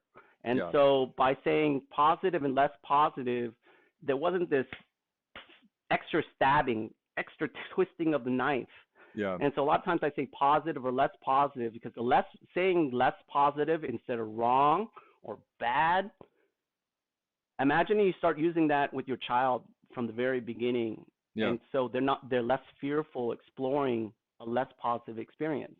Yeah. And just by saying less positive invites you to explore the positive of that moment, Hmm. the learning Because lesson every of that moment does moment, have positive. right? It's all perspective. Right? That focus, just by saying less positive, it's still positive, but it's an invitation to explore that less positive and how to make that more positive. Hmm. Mm-hmm. And so the fear, that judgment mind is not so strong. It allows you to live a little bit more free in even times like we live today where we're so politically charged with judgment mind. You're not me, you're not this, you're not that. It restricts us from working through it together. Mm-hmm. You know? But you know, obviously that's on the larger scale, larger community. First for us to do that, we have to come back home to ourselves and work with that internal dialogue of being part of each other, and just seeing, like, you know, if you're hammering a hammer and you actually hit your left hand, your left hand isn't saying "fuck you, right hand" and judging your right hand, Right. right? It's not doing that. Yeah. Your right hand goes out and gets a Band-Aid and puts a Band-Aid and fixes your left hand. So your left hand automatically knows that the right hand is part of, and it mistakenly hit itself. So if we can learn to practice that oneness, then the things that other people do to us isn't a judgment or a thing that they're It actually, doesn't yeah, it doesn't affect us as much. For right, example, if you practice of seeing things clearly and honestly with compassion and not out of your ego, then you'll internally, then, like anything in life, from basketball to dancing to anything else, if you practice the little things well, those little things add up to the big things. mm, mm, So I think that was the biggest part about the monastery. It allowed me to let go of a lot of things that are occupying my space and time, that created attachments of my ego. Not saying those things are bad, you know, but I just had such strong attachments to outside of me instead of inside of me. yeah, And through that time, I just said I had to stay here as long as it takes. And I saw people coming for the weekend, and they might have, just like going to church. You're good when you go to church, but the minute you leave out of church, you do stupid, crazy stuff, right? yeah, yeah, Same thing with the temple. I saw people, I remember helping park people's cars on weekends, and these people, to get out of the car, and I literally looked like people were holding their breath. And the minute they got to the monastery, it's like, mm, it's like they could breathe again. Mm. It's like when you go to Hawaii and get off the plane in Hawaii, it's like, ah, this whole weight It is. It is is. is gone, right? Yeah. Because in that culture in Hawaii, they're very slow, they're chill, they Yeah. don't, they're Yeah. like open and like whatever. They share the good, they share the bad. They're just very welcoming to every. I remember at the monastery seeing people that, and that's what actually made me not become a monk or nun, because I could live Mm. that way, but something was calling me. And my Zen teacher used to say that I must have been a monk or nun in my last life because I picked up so Yeah. much so quickly when I was there, the time I was Yeah. there. He said, maybe you're meant to help people in a different way in this Yeah. lifetime. And I Right. remember he was so, talk about rebellious hip hop mentality, um, you know, electronic music culture mentality, where he said, if the Buddha gets in your way, smash it. That's not really the Buddha. And it almost gets, and that's how revolutionary it was made for me. It wasn't about Buddhism. It wasn't about anything. It was just about don't learning how to be part of everything, but also really humbling your ego where you had less attachments. So when you're living life, you could live it fully. You could be part of everything, but also have a cushion, that river. You're acting like the river, not like the small cup Yeah. where things pollute you all the time or make you reactive all the time. Hmm. And you can walk and live life in a way that's more unconditional love than conditional love, you Mm. know? Do you think that you were like seeing that, was that what drove, not drove you, but like allowed you to take the lessons that you had learned and say to yourself, all right, I'm ready for the next stage? Like, I mean, because as you had said, you then get, I mean, people experience their life, but they're not really present. And so in the monastery, they had Mm, bells to remind you to be present. Like, mm. how was that transition? Like, first question is like, what was it that made you kind of realize, or that set you to be like, all right, I'm leaving the monastery? And then secondly, how did you really do being in the, not the real world, but like the busy ego world that Yeah. you had been away from for a year? Yeah, you know what? That was part about my Zen teacher goes, because I saw that a lot of people, through my time practicing, people would come up to me and share. And I remember there was a high school retreat, and these younger people came and they shared. They talk about sex, they talk about money, and they talk about these things, but they didn't feel comfortable talking to the monks and nuns about that Yeah. because they gave those things up, right? And I remember it was probably, this retreat was about 500 people because we used to travel, throw retreats throughout. I got to meet Oprah through my Zen teacher, the Dalai Lama through him. I got to meet the Pope at that time, traveling with them. Some really amazing people of different practices and such. But I remember that retreat, and all these young people shared. And at the end of the retreat, people would volunteer to share their experience, what they got out of the retreat. And I remember at that young retreat, they're mostly high school students, and they mentioned me by name like multiple times. Really? And I remember I cried so much every time they mentioned my name. I cried so much I couldn't pee afterwards. Literally, All your it was liquid so, has been gone. yeah, all my liquid is gone out of my body because I cried so much, and it was so touching in such a way. Mm. It touched me in such a way that it really inspired me, and that's when I decided. I told my Zen teachers, like, maybe I'm not going to be a monk. I Yeah. decided, from that experience, like, they came up to me because I wasn't a monk, and I was able to help them with their difficulties because I still had one foot outside in the real world of attachments Yeah. and Yeah. ego, and one inside the world of of the temple. Not saying the temple was being a monk or nun is just a way to escape, Yeah. but I realized if I really wanted to help people in this lifetime, I had to go out and figure out a way how to be the temple outside the temple. you know, and Yeah. and I can't and I couldn't practice that at the temple because it's you have all the Yeah. support and you have all this inside, and I had to learn how to practice touching those pieces of my Zen teacher in me while I was outside. So sometimes when Mm. I'm having difficulty, I spent enough time at the temple to recognize the energy of my Zen teacher inside of me because I sat behind him every day. I forced myself to sit behind him every day to recognize, to feel that, to be fully present with what it feels like to be present, so I could recognize it when a bell rings, when I'm at a stoplight, and instead of thinking about where to go next or who's walking across, I'm really present in the stoplight.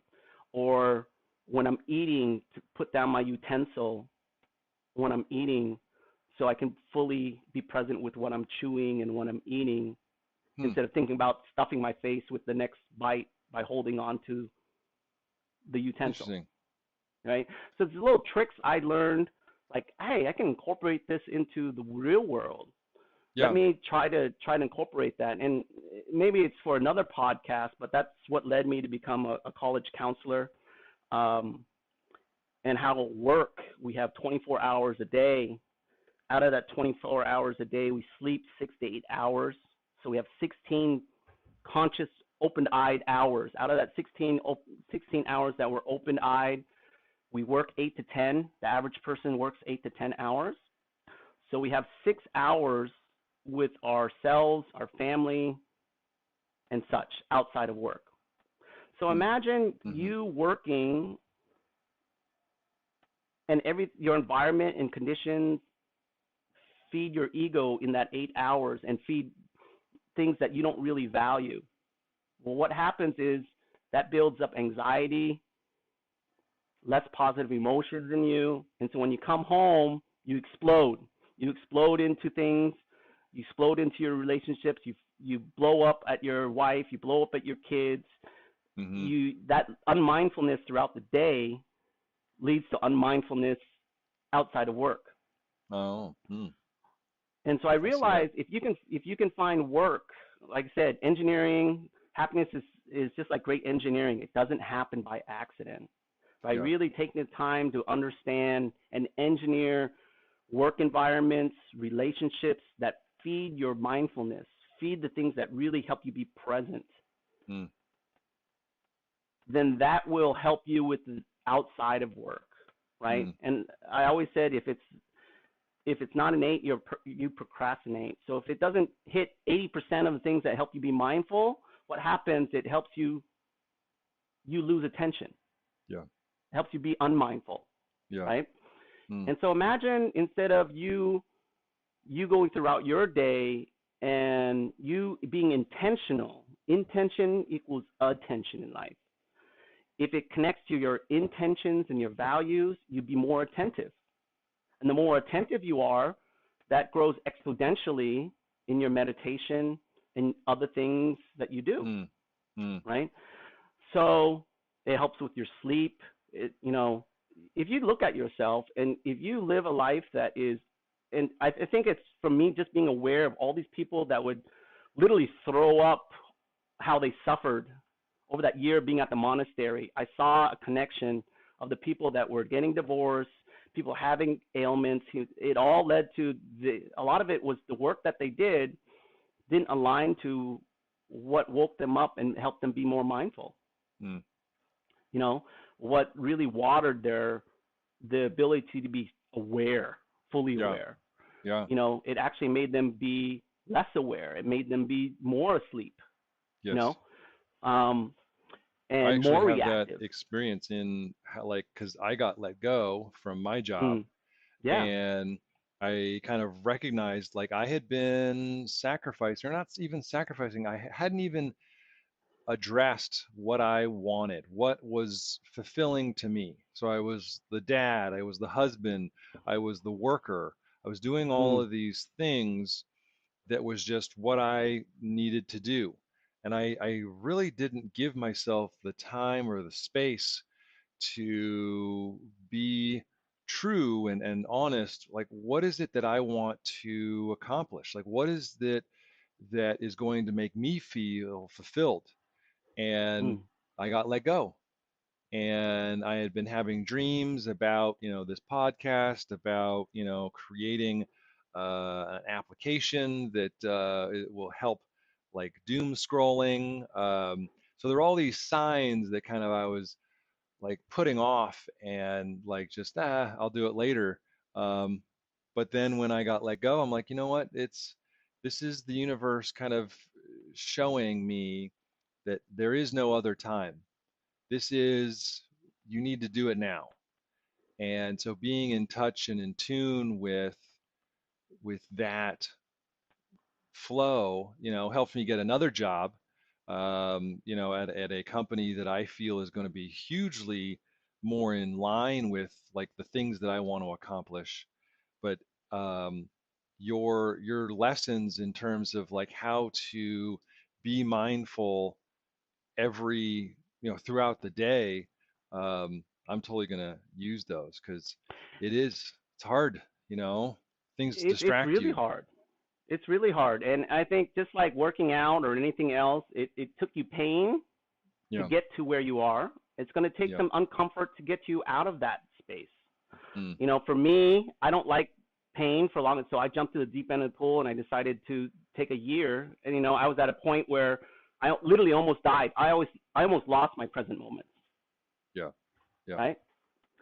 And I promised myself from that point forward is that I will treasure every moment. I will try to be more grateful. I will try to be more. I need to work through things instead of run away things. I need to really be present, not just in Mm, escaping things to be present, but you know, learning how to be present in myself, in the small things. If it's pouring a cup of coffee and drinking it or tea, or cooking at home. Again, I can practice it in these small things or driving the car. So that energy of mindfulness in those simple things, it like osmosis rolls into other parts of your life, rolls mm, into your work environment, rolls into, and I got to experiment that. I remember, I at the monastery, I literally let go of everything to almost mm. become a monk. I donated all my money I made and saved up. I literally, when I left, I started with zero again. Wow, that's I crazy. was to the point where I literally gave everything away, other than the Wow. house I own. I owned a house down there, but I was planning to donate that to family and everything like that back there too. But when I came back, I was like, oh, what am I gonna do? How, and I struggled sometimes because a lot of the practices and environments, like being vegetarian and stuff like that, was difficult to practice outside the monastery. And Yeah. I'd get in arguments with my girlfriend. Don't buy meat. Don't do that. And my, I went back and I talked to this nun, and this nun's like, you know what? Obviously, we refrain from eating meat here because we don't want to cause suffering. But you holding on to Buddhist principles too tightly, that can cause suffering with you and your loved ones too. Hmm. So maybe you can say a prayer before you eat meat Yeah. or you buy meat, and you can say a prayer for that animal or sustenance, that to thank them for sharing their life energies with you, and that you promise to use that they can continue through me. Hmm. They don't die. That they're part of their death is their contribution to me, and I will continue that as best as I can for all of Nice. us. I like that. And I share that, and so there's a way that I had to let go of the form of Buddhism, Right. and just go to the root of it. Let go of the cup, so I could nourish myself in the world without the ego of the Buddhism, right? Yeah. Yeah. And I had to strip away a lot of that. And how do I incorporate that? And I remember, my friend's like, oh, he had a company that drives his van to this 4-star resort in Laguna Beach, and I was like, I had to step back into this world of attachment and how to incorporate mindfulness into that. and Mm. the practices into that. And I got to drive this van and pick up people from work where they park their car and drive them down to this beautiful resort. But I tried to do it in the most mindful way and compassionate way. And I remember doing that. And after 6 months, the president of that resort invites me to his office. And he goes, Jimmy, I go, did I do something wrong? And he goes, no, everyone talks about you, from managers to the waitresses to the salespeople to the janitor. They talk about, I've heard your name in multiple conversations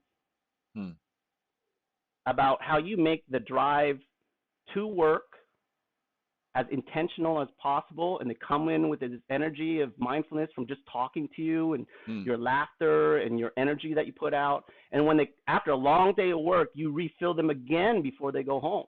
That's awesome. Can you teach that to any of my managers? So that way they can share that with that energy, And at first, I was like, how do I teach meditation? That was my first, it was like, let me teach people outside the monastery, how to meditate. And it really is an invitation for you to practice first with yourself and then express it outwards. Like you mentioned, to really live outward, you have to go inward.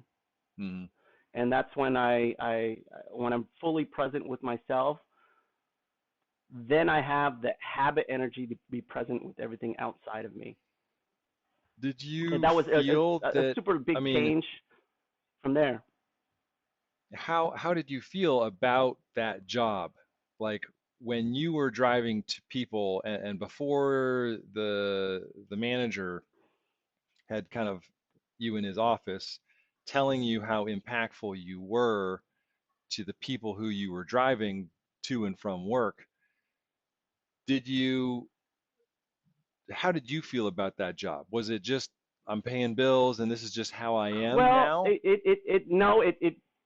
It helped pay some bills to start out with, but for me, my intention with that job is how do I incorporate mindfulness into the world of unmindfulness?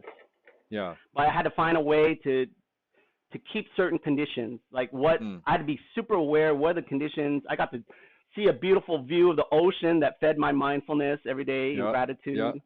I got to, when I was driving and talking to people, I got to really be mindful and stuff. And in the in-between times of not driving people, I would come back to my practices of meditation. I would listen to Dharma talks. I would listen to other things that fed my mindfulness. I was still experimenting, like, okay, what are the things that how can I still incorporate mindfulness practices in everyday life that when it came to being around other sensory attachments, that I could still be present, So it was a slow way of me I chose that environment because it had a lot of similarities of the monastery in certain aspects, but enough differences where I got to experiment mindfulness and how to be mindful in unmindful environments. Yeah. That's that cool. I wasn't consumed. And then I slowly kind of incorporated over that time of being with people, I realized, like, again, the best way I can help people to be more mindful is that why I decided to be a college counselor is to be able to help people find a career, how to find a job, how to find an environment that watered the conditions that help them be more mindful. Yeah. Yeah.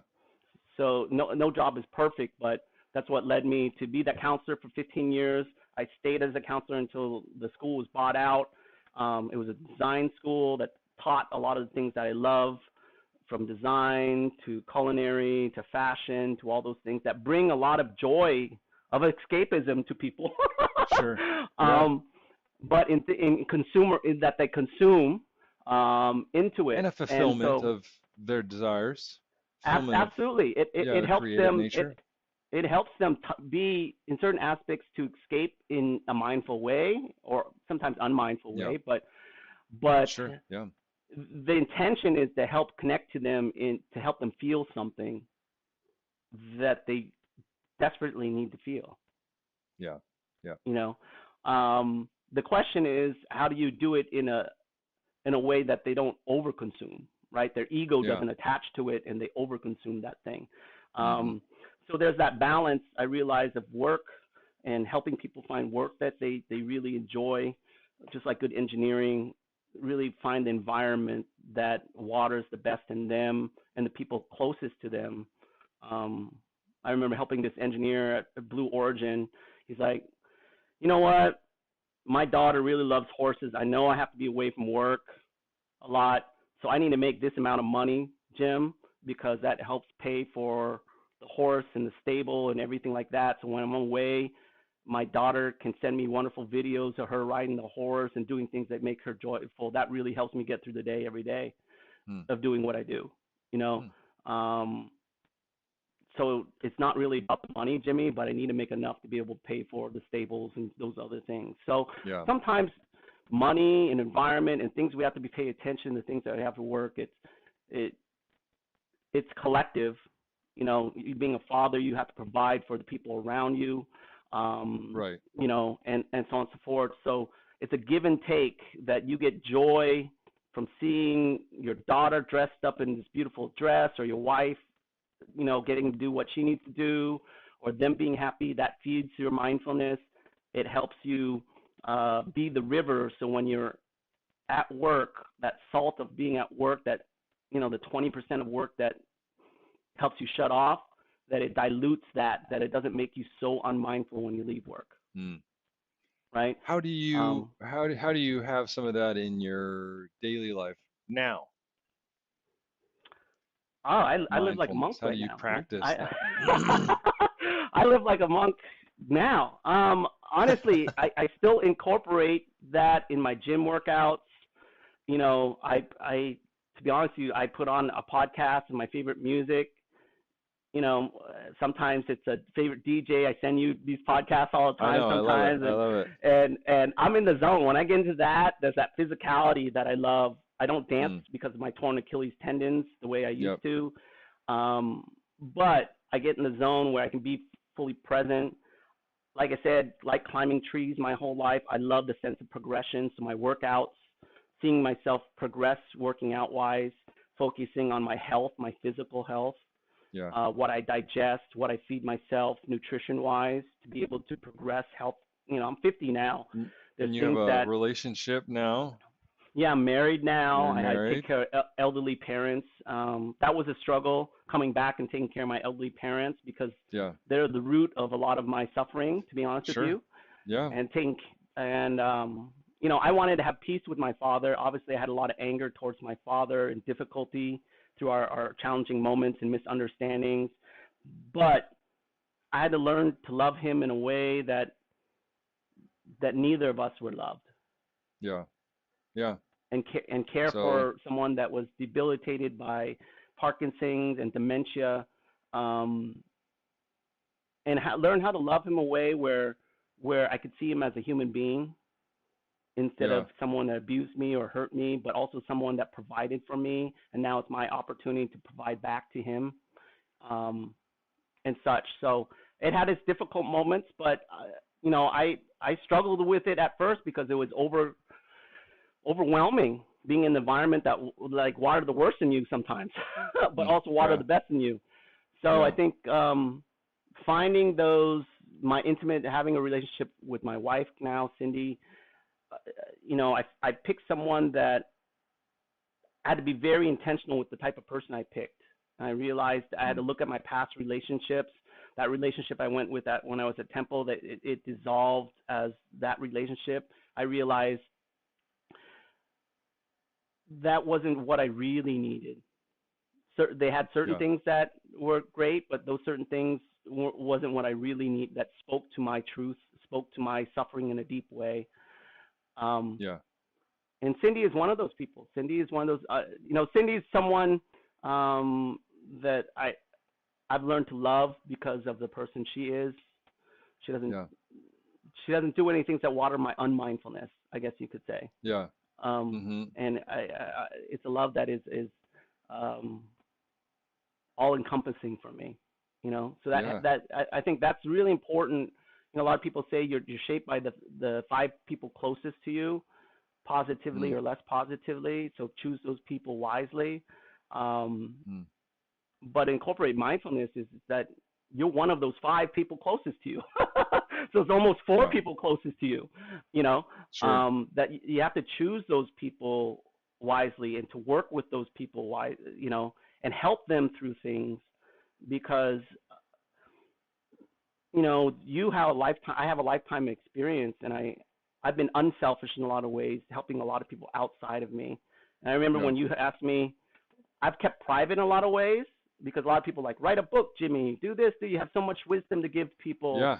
Yeah. and I realized that I've been giving to people my whole life, but I had to be mindful because I am ADHD. I am super sensitive. I'm super aware that sometimes I can over take in too much suffering. Like I might be a Yeah. river, but I'm not.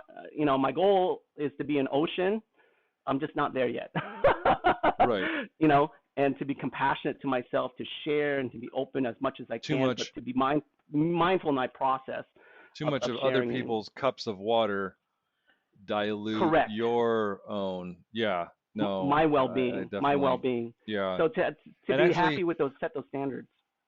I have experience because there were friends that I had going through and me into my development, and even my mom, where it's like I had to set up boundaries because there was no separation between what I was willing to take on and that, less positive energy that these people were just spewing into every facet of their life.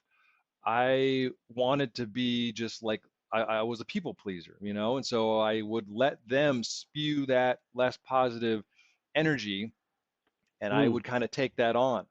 Um, but it wasn't working, and so mm, I am now even more mindful just of boundaries, healthy boundaries, not being mean or rude or anything like that. But if I perceive that someone is then taking my listening ear to then just talk about all their stories that are less positive, and I'm totally using your less positive yeah, and go for it, man. when I'm I glad that you mean are. negative. Um, but it's it's hard, at some level you can't take it anymore. Like if you did, it would then be hard for you to be mindful for yourself, and you're not Mm, actually being true to yourself because you're just letting them talk at you in a mm, less positive way. And you mm, know, I feel that that energy does have an effect, and I also think though that those people who do that don't necessarily have that introspection or understanding of their effect on other people. mm, Um, they mm, might feel that those stories give them a sense of camaraderie or sharing with somebody, but they aren't clear that that's not a good sense of having someone share in that experience with you. mm, mm. Um, so it's been difficult. I've had to put down boundaries with my mom. Yeah. There's a friend that I actually had a really serious conversation with because he would say just bad and just less positive things about a lot of people, and I'll be like, why are you saying that? Like that doesn't need to be part of what we're talking about. And it was just Mm, he ended up apologizing, and it actually my boundary setting has actually made him a little bit more intentional with the conversations and the energy that he brings to our relationship. So it's mm. actually very positive. Um, Yeah, the Dalai Lama, I got to meet him once, and there's a saying he mentioned. I always ask when I meet someone wise, give me a nugget of wisdom if you can, yeah, whatever it might be. yeah, I remember he said, he shared a nugget that was helpful for me. He said, Jimmy, do you know how to be selfish? I go, we're Buddhists. We're not supposed to be selfish. We're supposed to be da da da da. And he's like, no. He says it's so. He says there's difference. There's two types of selfishness in the world. There's wise and unwise selfishness. Our goal is to be wise selfishness. And I go, what's the difference? And he goes, unwise selfish person is someone that is selfish, not knowing they're connected to everything. So it separates them from everything, but they also impact everything around them in a lot less positive way. But the wise selfish person is someone that consciously knows that they're connected to everything. So they're choosing to be selfish so they can be more unselfish with the world. Yes, I love that. So they are consciously knowing that, hey, I'm always connected to you. Can you please help me stay connected to you in the most beautiful way? So when you come at me this way, it actually makes me want to run away from you. Yeah. It makes me it makes me so uncomfortable. It's hard for me to digest certain things. Yeah. So can you help me? Yeah. I need to go take a walk. I need to go. Can we just walk and hold hands for a little bit? Yeah. And then we can talk about maybe what we love about each other before we talk about the uncomfortable moments. Yeah. I like that. That's a practice that I learned that when he shared with that, it really made sense to me that sometimes I have to say no so I can say yes. It's hard to know how to say no in a way that doesn't then hurt them. But I like your holding, let's go for a walk. Let's have some moment where we're able mindful to time share, together. mindful, so that then I can just talk about, it's still hard for me. Yeah, I mean, I think the monks and nuns, there's a practice of watering flowers before you compost, right? And a lot of times I learned a wise action to connect with people before you go through the compost, the garbage.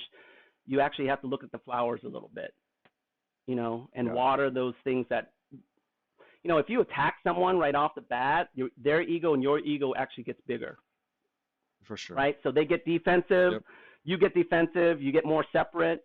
But when you can address things in a way that, hey, these things I love about you, these are the things I'm grateful about you, it makes their ego smaller. Yeah. Less reactive, less defensive, right? Yeah. So when you can talk to people that way, start in that process, and then, hey, can you help me understand, not in a judgment way, is how do you feel when you say this all the time? What are you trying to really say to me? Yeah. Because I hear it in a way that's actually watering things that are uncomfortable. Yeah. And I know that's not your intention. And having that conversation of the positive after the fact. The positive before. It's like, I know. When you do the positive and grateful stuff before, it actually helps build that ocean or that river of mindfulness. So when you talk about that salt, it's not so salty. Because I've done it after. I've done it after only because I realized how salty it was, and I'm like, oh crap! Like, I'm being like, this is not nice. Like, this isn't the way to do it. So, I have the experience of it not necessarily working out. So that analogy, I'm a visual person, so that I always am aware of that analogy of the cup and the river. Like, there's also saying my Zen teacher says, be the ocean, not the waves. Yeah. Right. Mm-hmm. And so how can I be the ocean? The waves are part of me, but let me be bigger than the waves in life. Yeah. Always be in that place of bigger, the wideness, vastness, that the saltiness doesn't bother you. The waves doesn't bother you. Yeah. right? The Yeah. crashing to the shore doesn't really bother you. You're like, Yeah. you cultivate a place that waters that groundedness of being the ocean, not the waves itself, Yeah. or being the river, not the cup, right? Yeah. And Yeah. so there's always salt. So the salt in life doesn't impact you so much. You're not so reactive to Yeah. the salt. And the more you practice I it love with that. yourself, Um, it's I easier mean, to practice with people outside of you. we've been having this wonderful conversation for 2 hours. 2 hours plus. Oh my goodness. Wow. Wow. Um, Wow.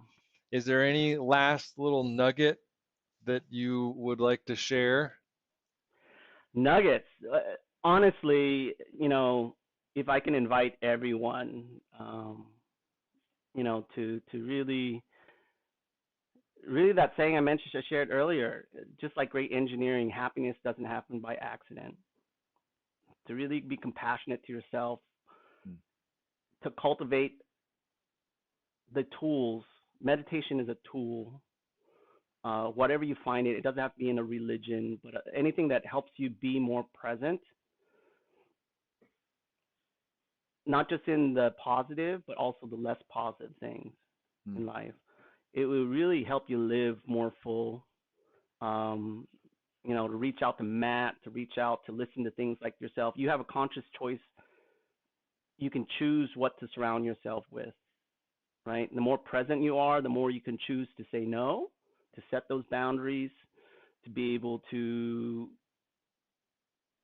know what you're putting out with people, connecting with people. And sometimes um, it's okay, but things don't work out. That's why I say less positive, um, but it all starts with you. That you do the internal work.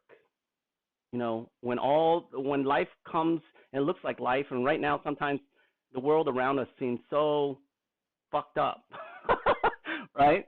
It really is kind of, you look outside and you see all these Yeah, people. I'm like, God, there's a lot it of, really is. there's There's a a lot lot of of salt in the so world. the There's, what that monk or the suffering, like, yes, I don't know. I'm hoping that all this suffering can lead people to be now in a place or soon to be in a place where they're more able to do what that what's a woman monk? a nun, None. yeah, What she had said, whereas like, you had a lot of suffering, but um, to I'm laugh hoping at that it, that's to look at it. a good thing. I hope that Yeah, it's something that transforms into a positive. yeah, it is. My hope is to people if you can take responsibility of yourself, and that's, to be honest with you, that's Yeah. all you're expected to do. And I Hmm. promise you, I really promise everybody, if the more mindful you are of yourself and your moments, the more you'll have the conditions to, like Gandhi said, change yourself, you'll change the world. But it starts with Yeah. working on yourself, changing Mm. yourself, cultivating the things you want in the world, be the change you want in the world, and you will be. But it Yeah. all starts with your authenticity of yourself, the energy you cultivate in yourself, the gratitude you have in yourself. So yeah, reach out to Matt. Keep Yeah. on listening to this podcast. That's If you awesome. have to Control-Alt-Reset, sometimes you have to do that. Well, Um, um, seems like I think this would probably be a good place to kind of wrap it up. Um, Pause. you Stop. have I frozen lost a you little for a bit. second. All right, Yeah, there we go. frozen for a sec. Yeah, yeah, yeah, yeah, yeah. This Frozen this for a little bit. this application is kind of first run, but I hope it pans out. And we had a little bit of technical difficulties there for a little bit, but I'll parse this together with the other video, um, and it'll be awesome. I Or, mean, what you could do whenever it pauses, you can always invite yeah, people at the beginning of it. You can always say, hey, we're working through these technical difficulties. If it pauses, please come back to your breath, and yeah, we'll come back. We'll just resume right where it comes back. And nice. and to use these moments that it pauses for us to pause and then invite ourselves to be more Ooh, present I is the like next that. part of it. That's Yeah, great, yeah, yeah, Jimmy. yeah, Thank you. yeah, yeah, Thank you so yeah, much. yeah, yeah, yeah. So, Well, I yeah, I wanted to, just be super humble and express my gratitude to you and sharing your time with me and with, the people who might be listening. Um, it's connections like this that really do make me positive about what's possible, you know. yeah, Um, so I want to water these relationships and these conversations, and so I would love to, have another conversation with you at some point. So cool. thank you, Jimmy. Anytime. All right, well, we'll wrap it up. All right, All take right. care, guys. I'm gonna Later. stop it. All right. Bye.